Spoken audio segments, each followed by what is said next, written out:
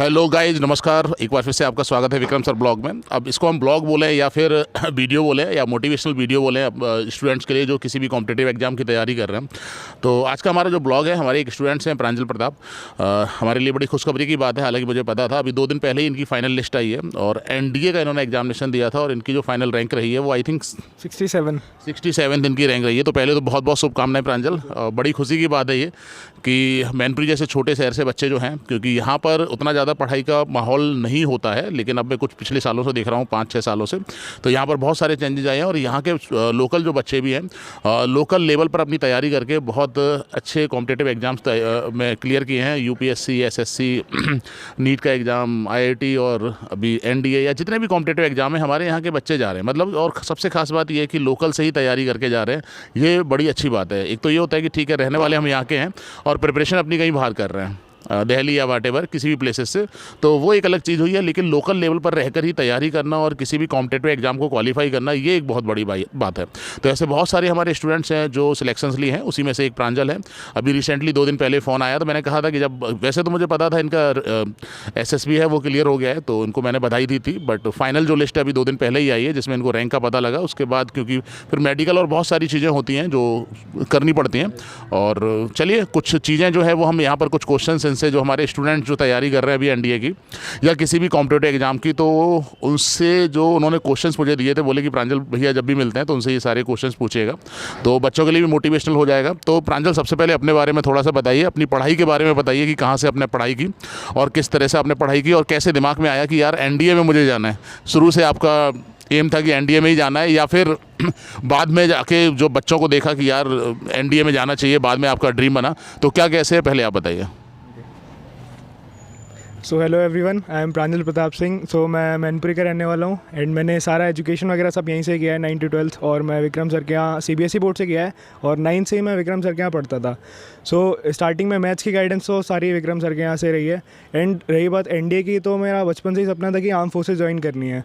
तो उसके लिए मैंने सोचा कि भाई मैथ्स अच्छी है मेरी और मेरे को पायलट भी बनना था, तो why not fighter pilot in Indian air force. तो उससे मैंने डिसाइड किया कि ओके, ऑफिसर एंट्री पे ही जाऊँगा एंड फाइटर पायलट बनूंगा इंडियन एयरफोर्स में। तो मैंने प्रोसीजर देखा तो उसका एनडीए का एग्ज़ाम सबसे पहले आया 12th के बाद। सो मैंने कहा कि किसी ऑर्गेनाइजेशन में जाना ही है तो इसकी रूट लेवल से जाओ, और NDA is the best academy जो सबसे अच्छे कैडर के ऑफिसर्स देती है इंडियन एयरफोर्स में या ऑल डिफेंस फोर्सेस में। तो इसलिए मैंने ये था मेरा मतलब मैनपुरी, देखिए मैं आपको बताऊं कि मैनपुरी बहुत सारे लोगों को नहीं पता होगा। ये मैनपुरी जो है आगरा के पास एक यूपी में बहुत छोटा सा ज़िला है और यहाँ पर पढ़ाई का बहुत सारा माहौल नहीं है। लेकिन इसीलिए भी ये इम्पोर्टेंट हो जाता है कि यहाँ के बच्चे जो है पढ़ाई का बहुत ज़्यादा माहौल ना होने के बाद भी। लेकिन मैं आपको बताऊँ, जैसा मैंने अभी बोला था कि पिछले 5-6 सालों से यहाँ पर पढ़ाई का माहौल बना है, ऐसा नहीं है। तो वहाँ का ज़िला है। और अभी क्योंकि मैनपुरी बोला जब प्रांजल ने, तो मुझे लगा कि शायद हो सकता है बहुत सारे लोग ऐसे हों जो मैनपुरी नाम उन्होंने नहीं सुना हो और उनको ना पता हो, क्योंकि आसपास के लोग तो जानते हैं जो मैनपुरी के आसपास हैं, उनको तो पता रहता है कि मैनपुरी कहाँ पर है। बट ऐसे भी हो सकता है कि ये ब्लॉग हमारे जो हैं ऐसे लोग भी देख रहे हों जिनको यूपी के बारे में सिर्फ पता हो या कुछ सिलेक्टेड ज़िले पता हो, तो इसलिए मैंने यहाँ पर रेफरेंस देना उचित समझा। तो प्रांजल, सबसे पहले कहेंगे कि यार आपकी किस पोस्ट के लिए मतलब ये आपका सिलेक्शन हुआ है, बताएं पहले। सर मेरी ऑफिसर एंट्री पे सिलेक्शन हुआ है, जिससे लेफ्टिनेंट के इक्विवेलेंट रैंक होती है इंडियन एयरफोर्स में फ्लाइंग ऑफिसर। फ्लाइंग ऑफिसर, अच्छा ठीक है। एयरफोर्स में मतलब एयरफोर्स में फ्लाइंग ऑफिसर, और जो कि आपकी लेफ्टिनेंट, जो हम लोग आर्मी में जो लेफ्टिनेंट की पोस्ट होती है उसके इक्विवेलेंट होती है। चलिए ठीक है। हमारे बच्चे ये भी जानना चाहेंगे कि एनडीए रिटन और एसएसबी 2 चीज़ें एनडीए में होती हैं, तो रिटन की तैयारी आपने कैसे की? सर रिटन की तैयारी तो मेरा ऐसा ये था, एकेडमिक्स जो आता है एनडीए में वो 12th लेवल पे होता है, क्योंकि आप 12th अपीयरिंग में एग्ज़ाम दे सकते हैं एनडीए का, तो उससे ज़्यादा टफ नहीं ले आते वो। तो रिटन में तो यही मैं कहूँगा कि सबसे पहले तो अपनी एनसीईआरटी, जो कि रूट लेवल में मानता हूँ सारे एग्जामिनेशन का, तो उसको कंप्लीट करिए, उसको अच्छे से प्रिपेयर करिए। देन उसके बाद आप 12th में जो भी रेफरेंस बुक लगा रहे हैं, लाइक कोई भी RS Agarwal, RD Sharma, RL Arora, तो फिर उसको कंप्लीट करिए। तो इससे ये रहेगा कि आपको डिफरेंट टाइप ऑफ क्वेश्चंस पता चल जाएंगे। और एनडीए में ऐसा रहता है कि 120 मैथ्स में क्वेश्चन आते हैं एंड अदर फर्स्ट पेपर तो होता है सिर्फ मैथमेटिक्स का होता है, एंड सेकंड पेपर में काफ़ी सारे डिफरेंट सब्जेक्ट्स होते हैं like English, GS, geography, science, तो सारा कुछ इसमें कवर अप हो जाता है। बट मैथ्स का मैं ये कहूँगा कि आप मैथ्स सबसे ज़्यादा इंपॉर्टेंट होती है, क्योंकि अगर आप फर्स्ट पेपर ही क्लियर नहीं करते हैं देन आपका सेकंड पेपर भी चेक नहीं होता है। तो फर्स्ट पेपर में ही मैं ये कहूँगा कि आप एनसीईआरटी लगा लीजिए एंड देन उसके बाद पीवाईक्यूज़ लगाइए। PYQs is most important I think, because जब आप पीवाईक्यूज़ लगाते हैं तो आपको एग्ज़ाम के एक तरीके का पता चलता है कि किस टाइप के क्वेश्चन आ रहे हैं एग्ज़ाम में, तो वो काफ़ी बेनिफिशियल रहता है। तो रिटन की तो यही प्रिपरेशन मैं बोलूँगा। और उसके साथ साथ आपका जो जीएस पार्ट आता है इंग्लिश वगैरह का, उसकी भी प्रिपरेशन करिए, उसके पीवाईक्यूज़ वगैरह लगाइए, क्योंकि उसमें ये रहता है सबसे सिंपल होता है इंग्लिश में हम सबसे ज़्यादा क्वेश्चंस कर सकते हैं और सबसे ज़्यादा स्कोरिंग भी होता है वही। एंड उसके बाद हमारा साइंस जो आता है वो 10th 11th तक की लेवल का आता है, तो उससे ज़्यादा कुछ टेंशन नहीं होती है, रिटन ईजिली क्लियर हो जाता है। तो मैं तो यही कहूँगा रिटन के लिए सर यही प्रिपरेशन थी। अच्छा, रिटन के लिए यही था। अरे मुझे अभी एक किस्सा याद आ रहा है प्रांजल का। प्रांजल को भी शायद ध्यान होगा, जब प्रांजल हमारे यहाँ 9, 10, 11, 12 4 साल इन्होंने प्रिपरेशन की, तो हमारे यहाँ जब कोचिंग लेते थे तो इनकी शायद आई थिंक नानी जैसे नानी जी, नानी मतलब संडे को हमारे यहाँ जब टेस्ट होते थे ना, तो काफ़ी लंबे लंबे हम लोग टेस्ट लेते थे, मतलब 3-3 घंटे के, मतलब 2 सब्जेक्ट के टेस्ट हो जाते थे जनरली। तो 6 घंटे या 7 घंटे का शेड्यूल संडे का प्रांजल का रहता था। और प्रांजल शायद आई थिंक जब 10th में थे, 10th की मुझे किस्सा ये याद है। तो इनकी नानी थी ना, वो बड़ा परेशान होती थी। उन्होंने ऐसे कौन से वही विक्रम सर हैं जो मतलब हमारे बच्चे को संडे को भी नहीं छोड़ते हैं और 7-7 घंटे के लिए, 8-8 घंटे के लिए जो है वो कोचिंग्स पर बुलाते हैं और तैयारी करते हैं। और कोइंसिडेंटली ऐसा हुआ था कि उस साल शायद प्रांजल, आपके फादर ने मुझे बताया था, उस साल एग्जामिनेशन के मतलब ड्यूरेशन में जब बोर्ड एग्जामिनेशन चल रहे थे, वहाँ पर इनकी फैमिली में कई मेंबर्स जो थे वो डेंगू हो गया था शायद, है ना, डेंगू हो गया था। और मतलब इनके फैमिली के ज़्यादातर मेंबर्स जो थे, यहाँ आगरा में पास में मेडिकल फैसिलिटी अच्छी है, तो वहाँ पर सारे के सारे मेंबर्स जो है अपना ट्रीटमेंट कराने के लिए गए थे। और जो ठीक भी थे वो जो पेशेंट थे उनके केयर के लिए वहाँ पर थे। तो प्रांजल शायद किसी 1 या 2 लोगों के साथ ही घर पे रह गए थे। तो उनको बड़ी चिंता हो रही थी इस बात की कि भाई इनकी प्रांजल की तैयारी बोर्ड की कैसी चल रही होगी, क्योंकि 10th स्टैंडर्ड में बच्चा इतना ज़्यादा समझदार नहीं हो पाता है और उतनी ज़्यादा चिंता नहीं रहती है। ठीक है, पेरेंट्स या जो भी गार्जियंस हैं वो गाइडेंस के देते रहते हैं, तो बच्चे पढ़ाई करते रहते हैं। जब उनको ये पता लगता है ना कि कोई भी देखने वाला नहीं है, तो वो भी चादर तान के सो जाते हैं। तो बट प्रांजल के साथ क्या था कि प्रांजल ने उससे पहले, यानी बोर्ड एग्जामिनेशन से पहले ही जब हम लोग तैयारी कराते थे, तो काफ़ी कुछ तैयारी कवर हो गई थी। तो बहुत मतलब कहते हैं मिनिमम पढ़ाई करके वहाँ पर, और बहुत सारा समय नहीं दिया बोर्ड एग्जामिनेशन में, और उसके बाद भी काफ़ी अच्छे नंबर लेकर आए थे। तब इनकी नानी और पूरी मतलब फैमिली, इनकी मम्मी, सिस्टर्स और सब लोग मतलब स्पेशली मुझसे मिलने के लिए आए थे घर पर कि हम विक्रम सर से, क्योंकि तब ऑनलाइन क्लासेस का इतना ज़्यादा ट्रेंड नहीं था और ना मैं ऑनलाइन क्लासेस वगैरह लिया करता था। तो सारे लोग मिलने के लिए आए थे और वो बहुत ज़्यादा थैंकफुल थे कि विक्रम सर आप, मुझे पहले तो लगता था कि भाई थोड़ा सा बच्चों के साथ आप जाती ज़्यादा कर देते हैं, इतने छोटे बच्चों के मतलब इतना समय तक तैयारी करवाना या 7-8 घंटे लेना संडे को। तो वो भी एक किस्सा था, मतलब जो मुझे याद है। मैंने हमेशा यही चीज़ सोचा है कि यार ऐसा होता है कि पेरेंट्स ठीक है वो बच्चे की चिंता करते हैं, बट हम लोग ऐसा नहीं है, टीचर्स लोग जो भी बच्चों के साथ मेहनत करते हैं वो उनको आगे देख लेते हैं। कई बार ऐसा होता है कि एग्जामिनेशन के ड्यूरेशन में आपकी तबीयत, क्योंकि ऐसा नहीं है कि एग्जामिनेशन के टाइम पर ही आप पढ़ाई करेंगे, वो तैयारी आपकी पहले होती है ना, वो सिर्फ आप एग्जामिनेशन के टाइम पर रिवीजन कर सकते हैं। और इनकेस कभी ऐसा कोई मौका आया, भगवान ना करे किसी के साथ आए, बट कोई मेडिकल अर्जेंसी है, फीवर आ गया या वट एवर कोई प्रॉब्लम हो गई और उतना समय आप पढ़ाई में नहीं दे पाए, तो वही पढ़ाई आपके काम आती है जो आपने पहले से कर रखी होगी। यानी कि 1-2 महीने पहले जो समय दिया था आपने पढ़ाई का, वो सारी की सारी चीज़ें याद रहती हैं। तो वो भी मुझे एक ध्यान है। और फिर उसके बाद जब हमारे यहाँ प्रांजल 11th या 12th में पढ़े, तो उनको कोई भी शिकायत नहीं थी। फिर मैंने टेस्ट लिया, जो भी काम किया, तो उसके बाद उनकी शायद मेरे पास ना कोई कॉल आया और ना कोई इस तरह की चीज़ें हुई। उन्हें लगा कि ठीक है हमारा बच्चा जो है वो सही जगह पर है और हम लोग जो सोचेंगे बच्चे के अच्छे के लिए ही सोचेंगे। मैं सही बोल रहा हूँ ना? यस सर, ये पॉइंट तो आपने एकदम ठीक बोला है, क्योंकि सर जब आप मॉक टेस्ट लेते थे संडे को भी, तो उससे क्या रहता था, हमारी प्रॉपर प्रिपरेशन हो जाती थी। लाइक हमें एग्ज़ाम एटमॉस्फेयर, सेटिंग का अरेंजमेंट कैसे करना है, कैसे प्रिपेयर करना है, उससे पहले उठना कैसे है सुबह। तो मुझे याद है कि सुबह 6 से 9 हमारा मैथ्स का टेस्ट रहता था, फिर 9 से 12 साइंस का टेस्ट रहता था, उसके बाद फिर हमारी एक्स्ट्रा क्लासेस भी होती थी। तो इस वजह से घर वाले परेशान रहते थे। बट मुझे ये लगता था अंदर से कि मैं इतने सारा प्रिपरेशन कर रहा हूँ तो ऑब्वियसली मेरी हेल्प होगी। और mock test is the key. आप एनडीए की भी प्रिपरेशन कर रहे हैं तो मॉक टेस्ट लगाइए, ज़रूर लगाइए। मॉक टेस्ट से जब सर ये सारी चीज़ कराते थे तो मुझे एक चीज़ पता चली कि डिसिप्लिन नाम की चीज़ होनी चाहिए। मैंने एक भी टेस्ट मिस नहीं किया था। और डिसिप्लिन तभी आपका शो होता है। ये डिसिप्लिन एक OLQ भी होता है जो SSB में जाके चेक होता है। तो इसमें क्या रहता है, आपका डिसिप्लिन यही रूट स्टेज पे ही होता है। आप एकदम से अच्छी पर्सनैलिटी बना के एकदम से सब कुछ क्लियर नहीं कर सकते। धीरे धीरे चीज़ें करनी होती हैं। और डिसिप्लिन इसी से आया मेरा कि टेस्ट दिए मैंने यहाँ पे। तो जब मैं मॉक टेस्ट भी देता था तो बेड बैठे 3 घंटे मैं मॉक टेस्ट दे रहा हूँ, तो मेरे को यही याद रहता था कि अच्छा हाँ, विक्रम सर इसी वजह से हमारे मॉक टेस्ट लेते थे, जाकि हमारी एग्ज़ाम की प्रिपरेशन हो जाए, हमें पता चले कि अच्छा ये क्वेश्चन नहीं आ रहा है तो उसको हैंडल कैसे करना उस सिचुएशन को। काफ़ी सारी चीज़ें होती है, काफ़ी सारे डिफरेंट लेवल ऑफ एग्ज़ाम होते हैं, कभी आपका ईजी एग्ज़ाम आता है, कभी टफ एग्ज़ाम आता है, कभी मिक्स्ड आते हैं क्वेश्चंस। तो उस सब से टैकल करने के लिए यही है, सबसे बढ़िया मॉक टेस्ट दीजिए आप, जो कि मुझे बहुत बेनिफिशियल रहे। बिल्कुल। अल्टीमेटली मतलब बात ये है कि आपने जो प्रिपरेशन करी है उसको चेक करने के लिए वो प्रिपरेशन किस लेवल पर है, मॉक टेस्ट बहुत बहुत ज़्यादा इंपॉर्टेंट हो जाते हैं। कई बच्चे ना हमारी कोचिंग में विड्रॉ भी करते हैं, ऐसा नहीं है कि सारे के सारे बिल्कुल एकदम एक्स्ट्रा और ब्रिलियंट बच्चे ही पढ़ रहे हैं। कुछ बच्चे ऐसे होते हैं जो उनसे डरते रहते हैं, कहते हैं मेरी तैयारी नहीं है सर, मेरे 2 चैप्टर तैयार नहीं, मेरे 3 चैप्टर तैयार नहीं, इसलिए वो मॉक टेस्ट सारा का सारा छोड़ देते हैं। तो यहाँ पर इस ब्लॉग के माध्यम से, इस इंटरव्यू के माध्यम से मैं ये भी बताना चाहूँगा बच्चों से कि चलिए ठीक है, 2 चैप्टर आपके छूटे हुए, कोई प्रॉब्लम नहीं, बाकी चैप्टर्स तैयार है उनका दीजिए आप। ये ठीक नहीं, ये प्रिपरेशन के लिए मॉक टेस्ट हो रहे हैं, ऐसा नहीं है कि ये आपको कोई सर्टिफिकेट देने जा रहे हैं कि भाई हमारे यहाँ से सर्टिफिकेट मिल गया, अब आपको किसी भी एजेंसी या कहीं पर किसी भी प्लेस पे बड़ी आसानी से जॉब मिल जाने वाला है। ये प्रिपरेशन के लिए है बेटा, ठीक है। जो चीज़ें छूटी हुई हैं उसको हम कवर करेंगे नेक्स्ट टाइम पर, तो ये मत छोड़िए, ये तो मैं बोलूँगा ये बहुत ज़्यादा हेल्पफुल होते हैं बच्चों के लिए, बहुत बहुत ज़्यादा। चलिए उसके बाद हम बात कर रहे हैं प्रांजल, एक बच्चे ने क्वेश्चन कहा था कि आपकी जो एसएसबी की तैयारी, ये तो ठीक है, आपने रिटन वगैरह यहाँ से कंप्लीट कर लिया, आपका एकेडमिक काफ़ी अच्छा प्रांजल का था, स्पोर्ट्स वगैरह में भी काफ़ी मतलब बढ़िया थे प्रांजल। मुझे ध्यान है कि यहाँ पर हमारे लोकल लेवल में एक सेंट मैरी स्कूल है, वहाँ पर स्पोर्ट्स कैप्टन थे शायद। Yes sir, school sports captain थे, तो वो भी काफ़ी हेल्प किया इनको वहाँ पर। अच्छा, इसके अलावा एसएसबी की तैयारी कैसे की, जो कि मुझे जितना पता है कि यहाँ मैनपुरी में कोई एसएसबी की तैयारी नहीं कर रहा था। ये तो इनका एकेडमिक्स अच्छा था, हम लोगों के साथ कनेक्टेड थे, फिर इनकी सेल्फ प्रिपरेशन थी, ध्यान दिया और इनका रिटन निकल गया। रिटन कई बच्चों का निकलता है, बट मोस्ट इंपॉर्टेंट जो मुझे लगता है कि शायद एनडीए में वो था एसएसबी। तो उसके बारे में बताइए बच्चों को, और बच्चे कैसे तैयारी करें और आपने कहाँ से तैयारी की। सो एसएसबी के बारे में तो सबसे पहले ये बताऊंगा कि जब मैं रिटन की भी प्रिपरेशन कर रहा था तो मैं इंटरव्यूज़ देखता था यूट्यूब पे, तो जिससे मुझे एसएसबी के पूरे प्रोसीजर के बारे में मालूम पड़ा। लाइक 5 डेज़ एसएसबी के होते हैं, उसमें क्या क्या सारे टास्क होते हैं, क्या क्या चीज़ें हमसे करवाई जाती हैं और व्हाट आर हमसे एक्सपेक्टेड क्या होता है उन्हें।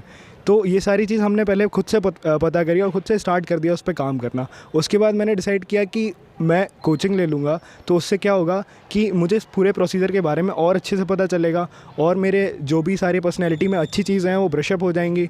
और एसएसबी में वही है, आपकी पर्सनैलिटी के अंदर सारी चीज़ें हैं, उसमें आपको गुड क्वालिटी शो करनी है, आपकी अपने गुड एस्पेक्ट शो करने हैं उन्हें, अपनी बेस्ट फॉर्म दिखानी है वहाँ पे जाके, तभी वो आपको इंटरव्यू में सेलेक्ट करेंगे।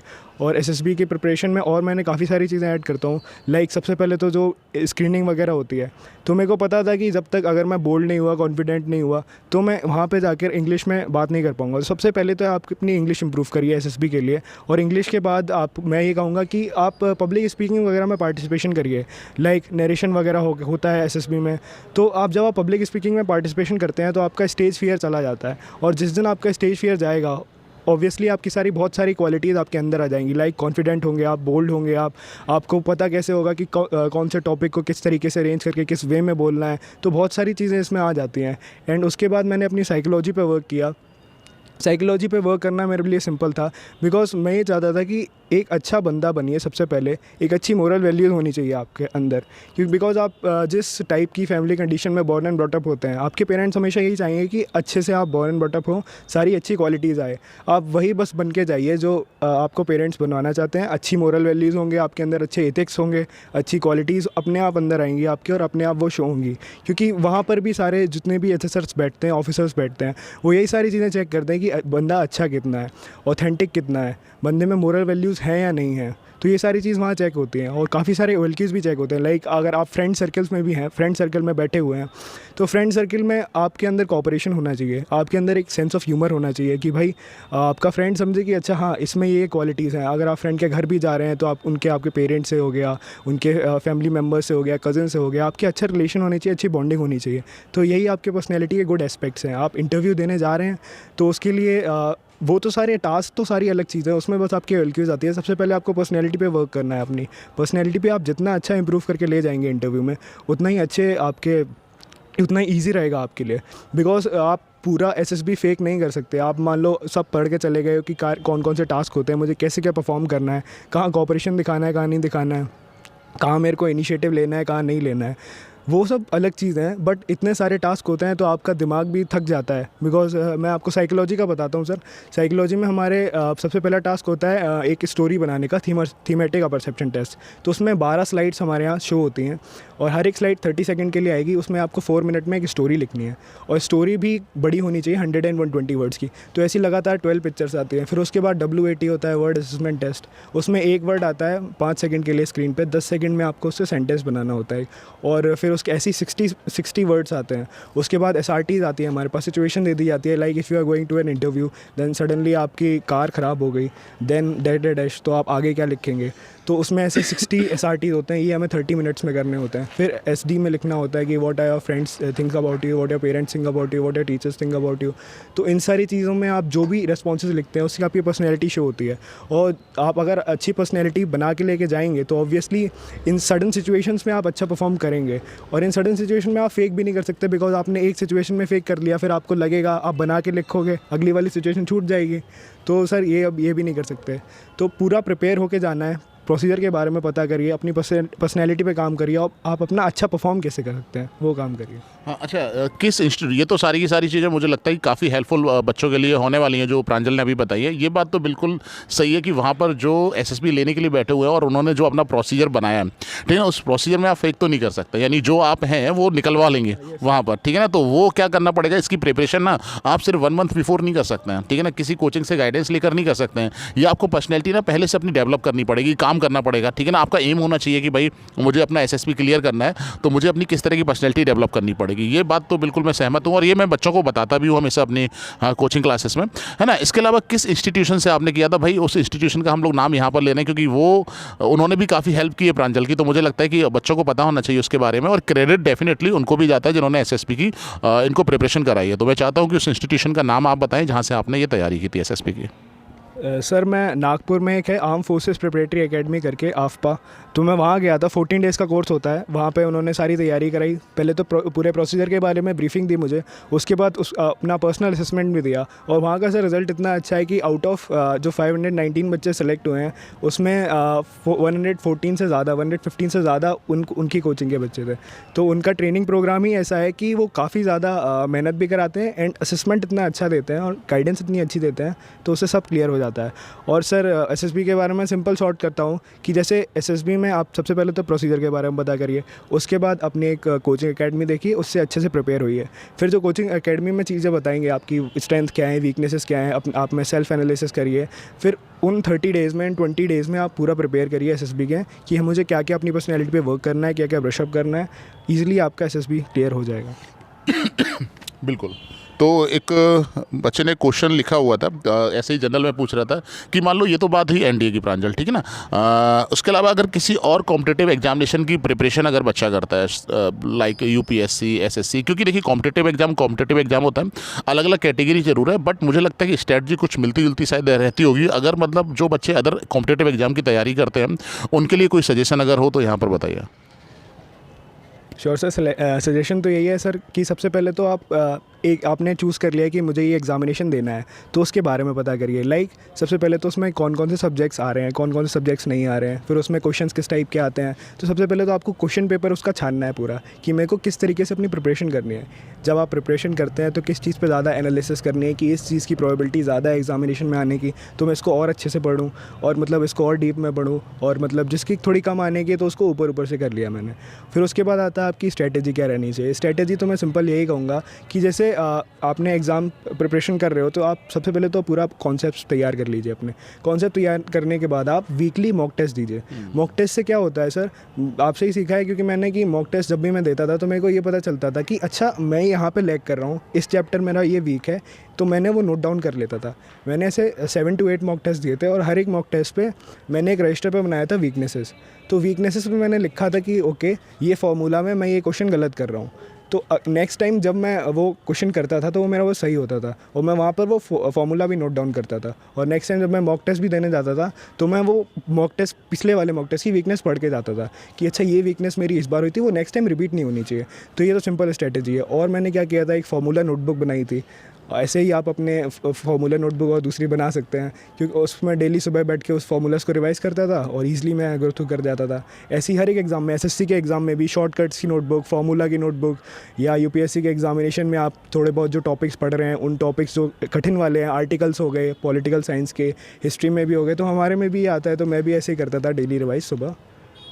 मतलब अल्टीमेटली मतलब ये कहूँगा, एक अगर थोड़ी सी चीज़ों में अगर इसको डिस्क्राइब करना हो तो पहले तो जो आपका जो कॉम्पिटिटिव एग्जाम है उसकी जो थ्योरी है ना, जो सिलेबस है आपको वो अच्छे से पढ़ लीजिए, और सेकंड थिंग मॉक टेस्ट है ना, ये दो चीज़ें अगर आप करते हैं तो मुझे लगता है कि शायद कॉम्पिटिटिव एग्जाम में या फिर जिस एग्ज़ाम को आप क्लियर करना चाहते हैं वो ईजिली आपका होगा, चाहे वो किसी भी तरह का एग्ज़ाम हो, ठीक ना। ये चीज़ थी। और इसके अलावा फाइनली लास्ट क्वेश्चन है कि मतलब एनडीए की तैयारी करते हैं, जनरल बच्चे सारे के सारे करते हैं, आपकी स्ट्रेटजी किस तरह से डिफरेंट थी या फिर अलग थी, या फिर आपने सोचा कि यार ये काम दूसरे बच्चों से मुझे थोड़ा सा अलग करके रखना है जो कि मुझे थोड़ा सा डिफर करेगा दूसरे बच्चों से?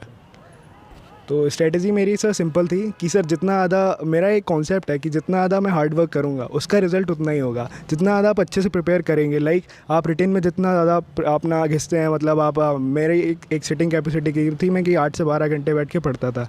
मैथ्स में हो गया, मैं फार्मूला रिवाइज़ कर रहा हूँ सारे, डेली सुबह उठ के डेली फार्मूला नोटबुक जो मैंने बनाई है उसका फार्मूला रिवाइज़ किया, फिर मैंने क्वेश्चंस लगाए, मैं कोई बुक नहीं छोड़ता था सर, मैं कोई कभी चांस नहीं लेना चाहता था। बिकॉज मैंने आर एस अग्रवाल की एक मैथ्स की बुक आती है, maths for India by R S Agarwal, white colour की बुक होती है, उसमें से हर एक चैप्टर में 222 क्वेश्चन है। तो मैं ये डेली डिसाइड करता था, अच्छा अगर कोचिंग में ट्रिग्नोमेट्री चल रहा है तो मैं घर पे आके सेम ट्रिग्नोमेट्री के उसके क्वेश्चंस लगाऊंगा। मेरा डेली का एवरेज रहता था कि 100 to 120 क्वेश्चंस तो मुझे लगाने ही हैं, और उससे ज़्यादा भी लगा दूं तो वो बढ़िया ही है। जब तक अगर ट्रिग्नोमेट्री चल रहा है तो मेरा ट्रिग्नोमेट्री भी साथ होना चाहिए, फिर उसके बाद मैट्रिसेस चल रहा है तो मैट्रिसेस साथ होना चाहिए, अगर पॉलिनोमियल चल रहा है, ये सारा मेरा रहता था कि मैं जो चैप्टर चल रहा है कोचिंग में उसको पहले ही अपने साथ साथ ख़त्म कर लेता था, और उसके बाद उसकी फार्मूला नोटबुक भी बना लेता था, तो मुझे मॉक टेस्ट में भी हेल्प हो जाती थी, तो हर जगह ये सारी चीज़ हेल्प होती थी।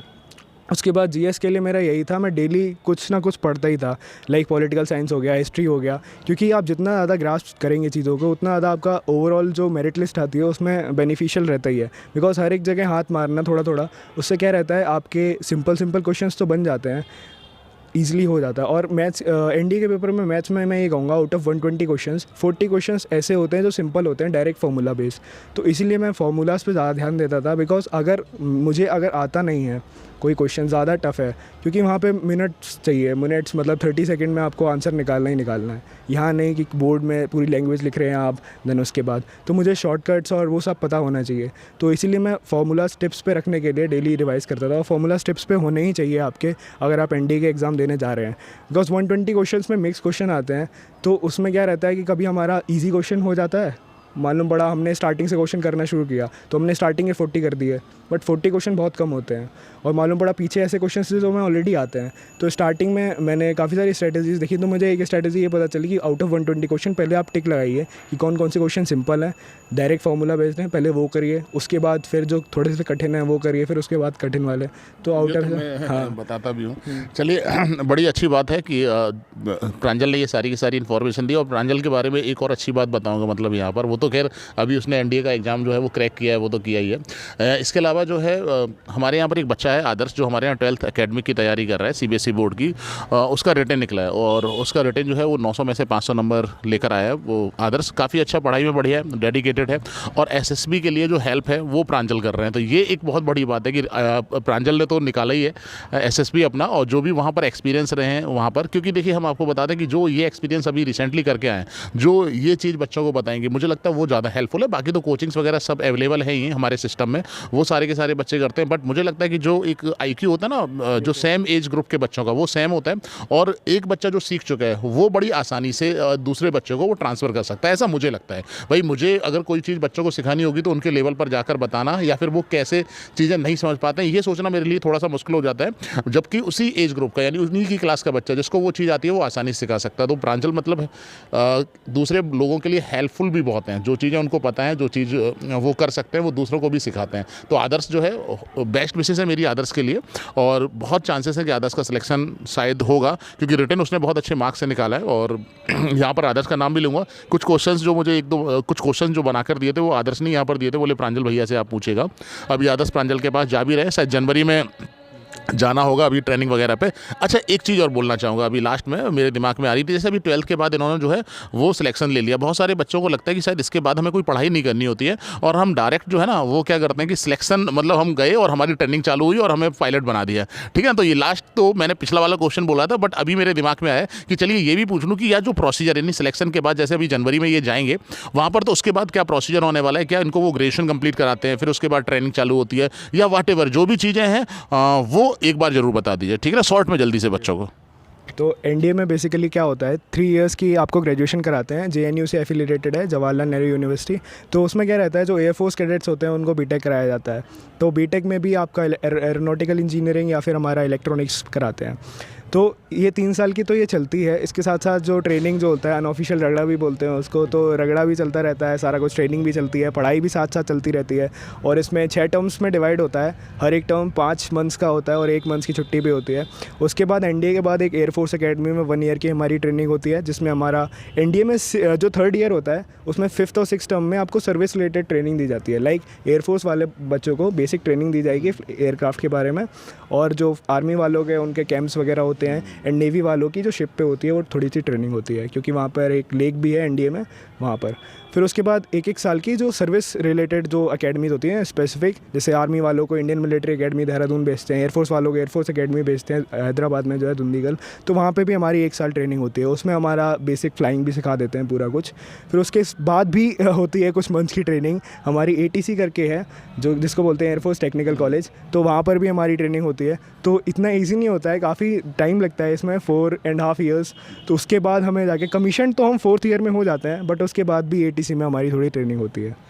चलिए, मतलब अल्टीमेट शॉर्ट में मैं बता दूं, यानी कि पहले ग्रेजुएशन इनकी होती है, ठीक है ना, इनकी 3 साल की ग्रेजुएशन चलती है जिसको 6 सेमेस्टर में डिवाइड कर देते हैं, ठीक है। वहाँ पर इनकी ट्रेनिंग और पढ़ाई दोनों साथ साथ चलती रहती है। फाइनली मतलब 1 ईयर की ट्रेनिंग होती है, उसके बाद इनको कम्प्लीटली, ठीक है ना, प्रांजल के लिए कहूँगा कि एयरफोर्स ऑफिसर जो है वो इनका कंप्लीट होता है, उसकी ट्रेनिंग कंप्लीट होती है, उसके बाद ये अपने जॉब पर जाते हैं। तो चलिए प्रांजल, ये सारे के सारे बच्चों के लिए बहुत बहुत ज़्यादा हेल्पफुल रहेगा मुझे लगता है, और मोटिवेट भी होंगे आपसे, और खासतौर से वो बच्चे जिनको लगता है कि यार सारी की सारी तैयारी ना बाहर जाकर ही होती है, मैनपुरी शहर में हमारी तैयारी नहीं कर सकते। तो अगर आप डिटरमाइंड है ना और डिसिप्लिन है, तो मुझे लगता नहीं है कि कोई भी आपको रोक सकता है। और किसी भी प्लेस पर देखिए, एक्सक्यूजेस तो अगर आप देना चाहें तो बहुत सारे एक्सक्यूजेस कभी भी दे सकते हैं कि भाई हम मैनपुरी में रह रहे थे, हमें गाइडेंस नहीं मिला, यहाँ की लोकेलिटी ख़राब है। भाई लोकेलिटी हर जगह की ख़राब है, अगर आप सही हैं तो फिर सब कुछ सही है, और अगर आप ख़राब है तो आपको कितनी भी जगह अच्छी जगह रख दिया जाए तो सारी की सारी जगह ख़राब है। आप मोटिवेशन कहीं से भी ले सकते हैं आज के समय में। तो चलिए प्रांजल, अगेन मतलब कॉन्ग्रेचुलेसन, मुझे तो बहुत बहुत ज़्यादा खुशी है प्रांजल के लिए, और समय दिया यहाँ पर। मैंने फ़ोन किया, विदिन 10 मिनट्स आ गए, अच्छी बात है, क्योंकि मैंने सुबह फ़ोन किया था प्रांजल को, क्योंकि मुझे लगता है कि शायद समय ले लेना चाहिए। तो मैंने फ़ोन किया कि शाम को हम 5 या 6 बजे के आसपास अगर समय हो तुम्हारे पास, तो बिल्कुल एग्जैक्ट टाइम पर आ गए। तो मैंने 10 मिनट पहले कॉल किया कि रेडी हैं इंटरव्यू के लिए। तो आगे प्रांजल यहाँ पर, मतलब डिसिप्लिन तो यहाँ से ही समझ में आता है कि सारी की सारी चीज़ें बिल्कुल टाइम से करते हैं अपना, बिल्कुल हम लोग जो भी थोड़ा बहुत सिखा पाए प्रांजल के अंदर दिखाई देता है। बहुत सारे बच्चे ना वो कहते हैं यार विक्रम सर स्ट्रिक्ट बहुत हैं। मैं स्ट्रिक्ट नहीं हूँ, मैं आपको थोड़ा सा सिखाना चाहता हूँ यार डिसिप्लिन में कैसे रहना है, क्योंकि देखिए पढ़ाई नंबर 2 है, बट मुझे लगता है उससे पहले डिसिप्लिन है। डिसिप्लिन नहीं होंगे तो फिर मुझे लगता नहीं कि पढ़ाई करने का कोई फ़ायदा है। भाई पढ़ाई आपको, एजुकेशन आपको डिसिप्लिन नहीं कर पा रही है तो फिर फ़ायदा क्या है। तो ठीक है प्रांजल, एक बार फिर से मतलब बहुत बहुत बहुत बहुत धन्यवाद। और यहाँ पर जो बच्चे इंटरव्यू हमारा देख रहे होंगे डेफिनेटली मोटिवेट होंगे, और जो भी किसी भी कॉम्पिटिटिव एग्जाम की तैयारी अगर कर रहे होंगे तो ये इंटरव्यू उनके लिए बहुत बहुत ज़्यादा हेल्पफुल होने वाला है। Thank you very much. Thank you sir.